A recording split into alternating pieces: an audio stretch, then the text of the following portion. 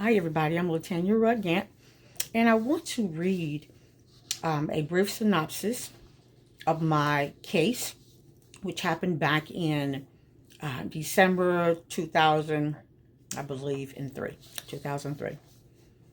I am Latanya K. Rudd-Gant, a former deputy sheriff for Shelby County Sheriff's Department. Here is a brief synopsis of my case. December the 22nd of 2000 has changed my life forever.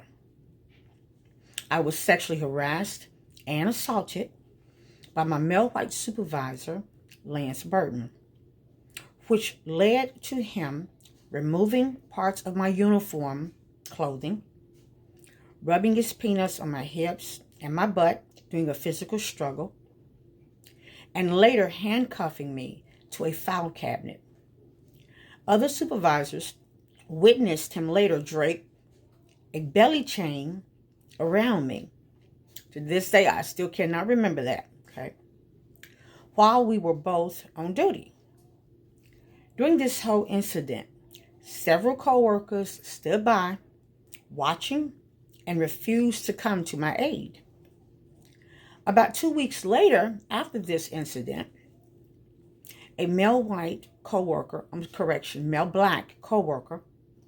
Deputy Sheriff Clarence Turks, male black, okay, a childhood siblings friend, came to my home while on duty, leading me to believe that he was concerned and checking on me. This visit also led to him attempting to sexually assault me, which he did, where I had to fight him off and force him to leave my home. I reported these incidents, and Lance Burton was allowed to retire happily with a full sergeant's pay.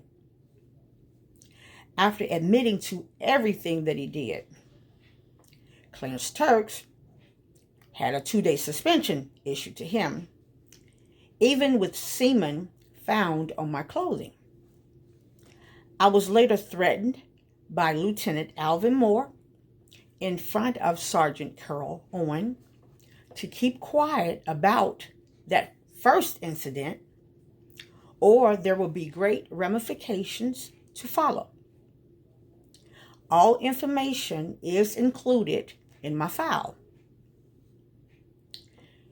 This is some of what caused my case to be won after a federal jury trial. They could not deny any of the facts. For the following reasons, I believe that my previous lawyer's behavior has been very unethical, and I want to add very foul. Les Jones with Birch Porter and Johnson law firm was my lead attorney from January 2001 to October 2006. In October 2003, a federal jury awarded me $952,000 in a sexual harassment lawsuit, of which I received zero. In fact, my life has been left in a worse condition than ever before any of the reports of these two incidents. I have included several exhibits that I will refer to throughout my complaint as evidence. And this will all be evidence of my complaint. After the judgment, meaning the award amount only, was appealed up to the Sixth Circuit Court of Appeals. The response from the Sixth Circuit Court of Appeals is listed in full. I got exhibit attached. I want you to place full attention on the last paragraph of the order sent from the Sixth Circuit Court of Appeals. We find as a matter of law that the county's actions demonstrate a good faith effort to safeguard Officer Rudd, and that no reasonable jury could have concluded that Shelby County failed to take prompt and corrective action. Because Rudd has not proven the fifth element of the Blankenship test case, we reverse the district court's order denying judgment as a matter of law and remand the case for judgment in favor of Shelby County. When I started to search out for an explanation and needing clarifications on the legal terms in this paragraph, here is how it was explained to me. A. The case was won in the Tennessee Western District Court. The whole case wasn't appealed. Only the award amount was the only issue. The word reverse means that the Sixth Circuit sent the judgment option back in the Tennessee District, refusing to judge the matter. Okay? Denying judgment as a matter of law. And remand mean they sent it back, or sent the case back to be settled by Shelby County in the West Tennessee District Court.